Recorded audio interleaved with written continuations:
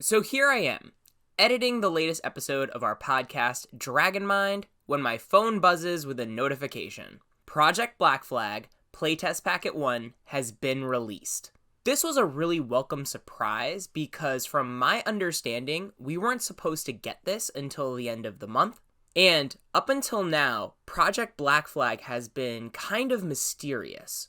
We've gotten some hints of what it may look like from some of the marketing around Kobold Press's latest 5e supplement, Deep Magic. One characteristic of that product was that it's supposed to not only be compatible with 5e, but also forward compatible with Project Black Flag, which started to imply that Project Black Flag itself was going to be compatible with 5th edition's system.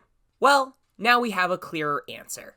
Hi, I'm John from Incendium RPGs, and today I'm running through my impressions of Playtest Packet 1 from Project Black Flag. Let's get into it.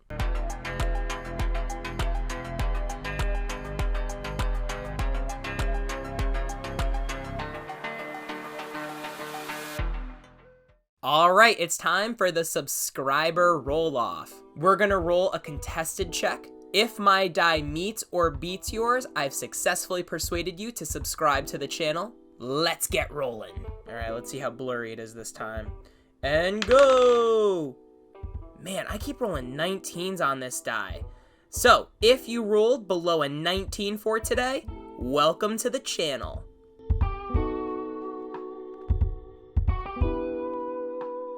Project Black Flag is a new core fantasy role-playing system by Kobold Press, a major third-party creator of 5th edition products.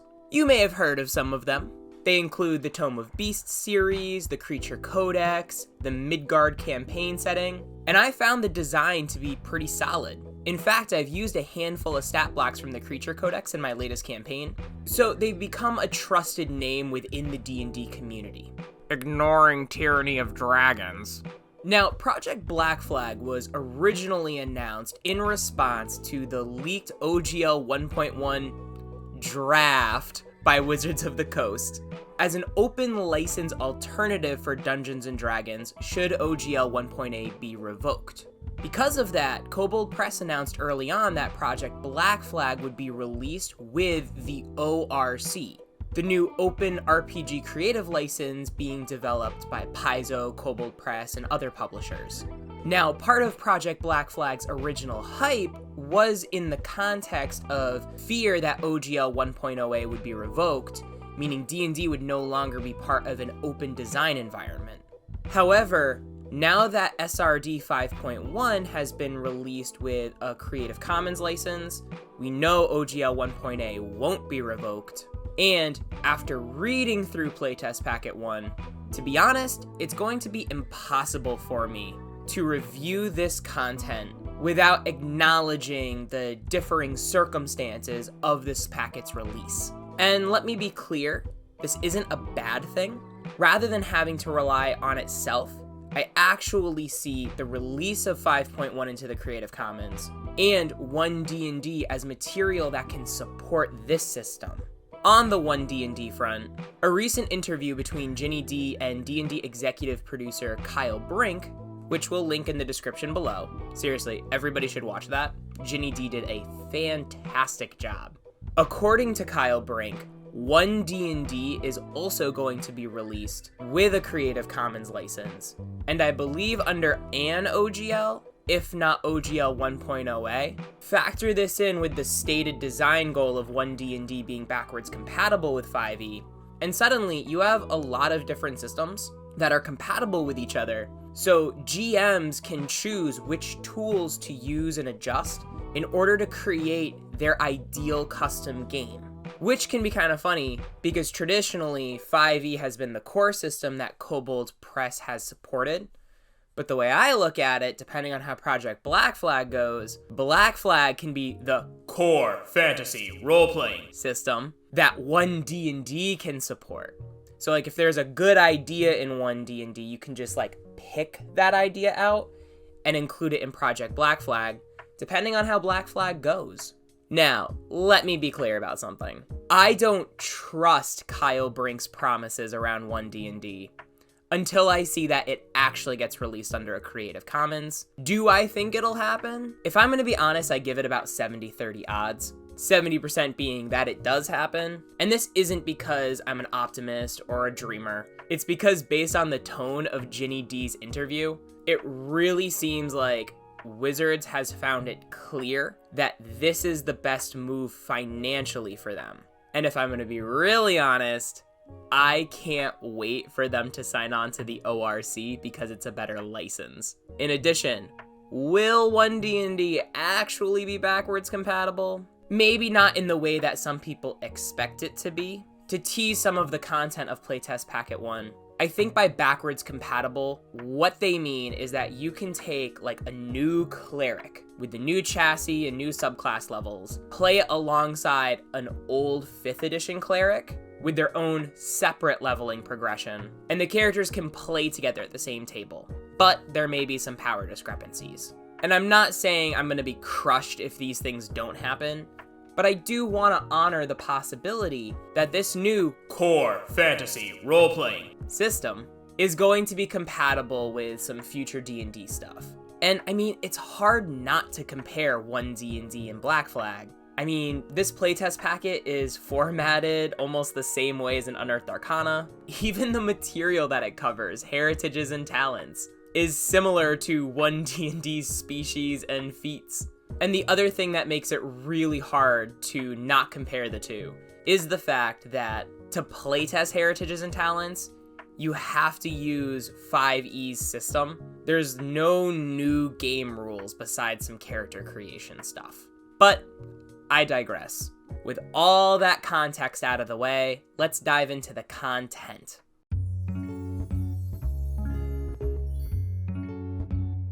Playtest Packet 1 is a 12-page document that establishes some of the overarching characteristics of core fantasy role-playing system, as well as give us a peek into some of the lineages, heritages, and talents. Now, the reason I keep saying core system is because Project Black Flag has a little placeholder name in brackets that you see throughout the document, and that's the way I read it in my head every time I see it. But like I said, right away, the document says that it's compatible with 5E. To play test these elements, you're supposed to use the core system of 5th edition. And it's intentional that if you create a character using Project Black Flag, they can play in the same party as a character that was created with the methods in the 5th edition Player's Handbook. However, Project Black Flag characters are intentionally more powerful than their 5th edition counterparts. And one method that the packet suggests to bridge this power gap is to just give a 5e character a free feat that they meet the prerequisites for at first level. And I'm not sure if they mean Player's Handbook feats or the first level feats that we found in the 1D&D playtest, because some of those PHB feats like Sentinel and Great Weapon Master are notoriously overpowered. But some of the first level feats from the 1D&D playtest, not so much. Next, we get a brief introduction to the idea of the labyrinth, a broad framework to conceptualize this system's approach to the multiverse. Keyword there being broad.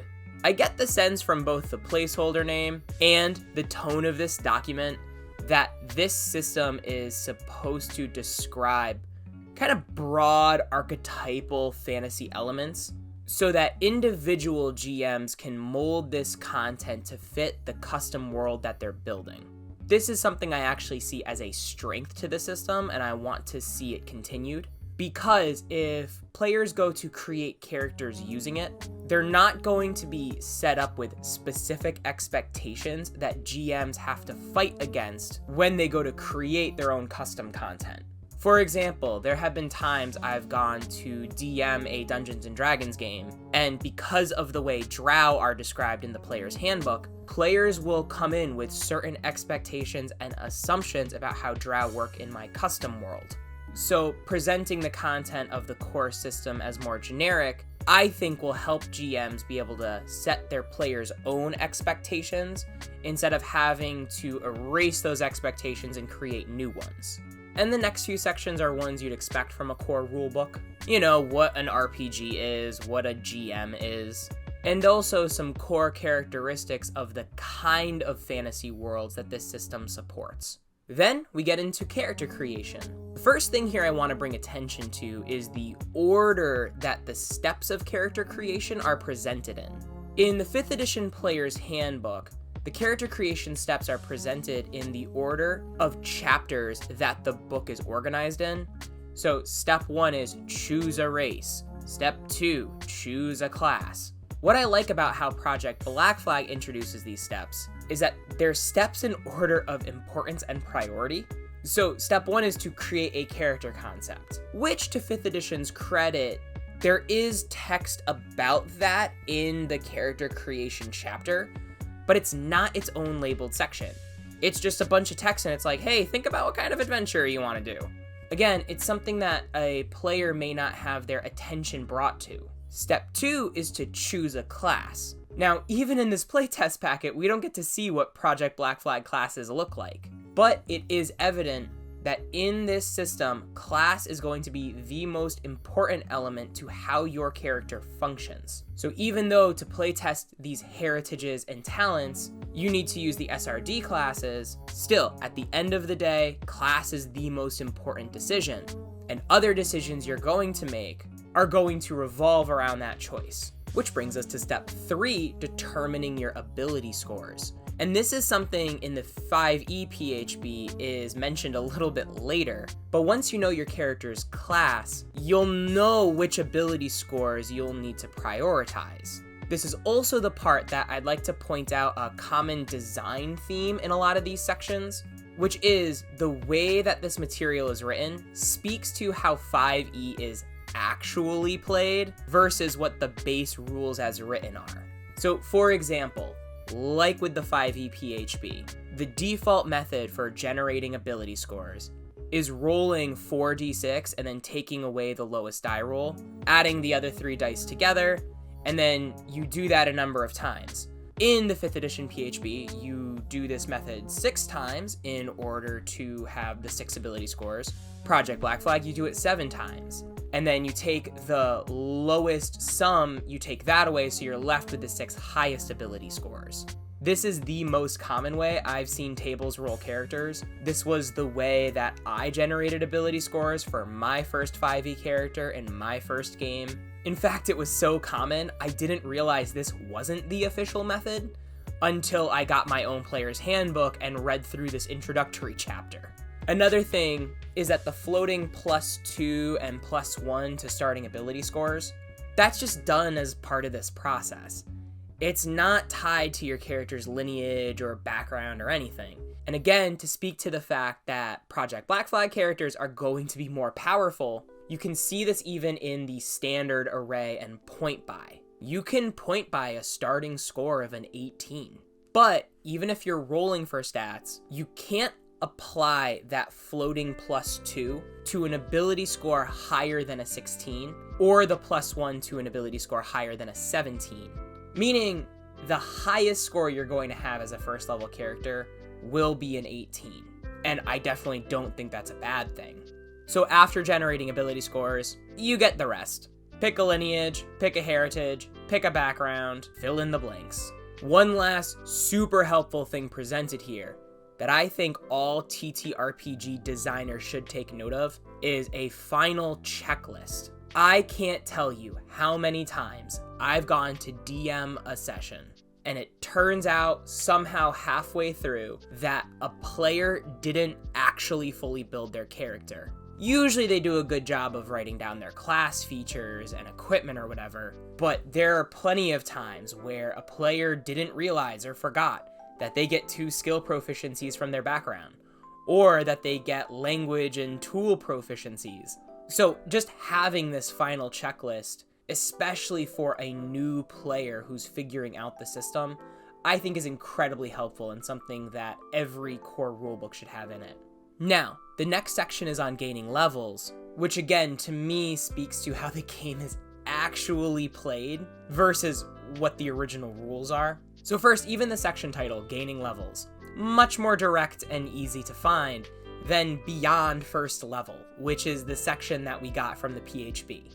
Even in the PHP, the only method of level advancement is XP. So milestone is a core method for gaining levels now in Black Flag. And again, this is a little thing, but to me it means a lot.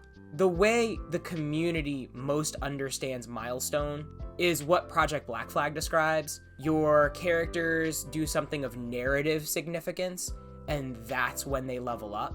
And you kind of check in how many sessions they've been playing, so about every 3 sessions or so they level up. And the GM, of course, is able to shorten or lengthen that based on the needs of an individual campaign. But milestone isn't described like that in 5th edition system.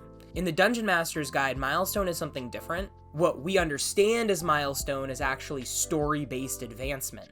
So again, it's reconciling the understanding of how a process works with the actual terminology the community uses.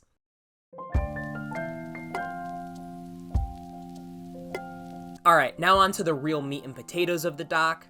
To start with Lineage and Heritage, this is a system I've been wanting for so long, and I'm so happy to see it in play. So Lineage describes your characters, what I'll call their biological attributes. Their lifespan, their size, their speed, some other elements that speak to their core physiology. Dwarves, for example, have a speed of 25, they have night vision, basically dark vision, dwarven resilience, dwarven toughness. Elves have trance and can't be put to sleep by magic. Heritage, on the other hand, are the features and the proficiencies they gain from their culture.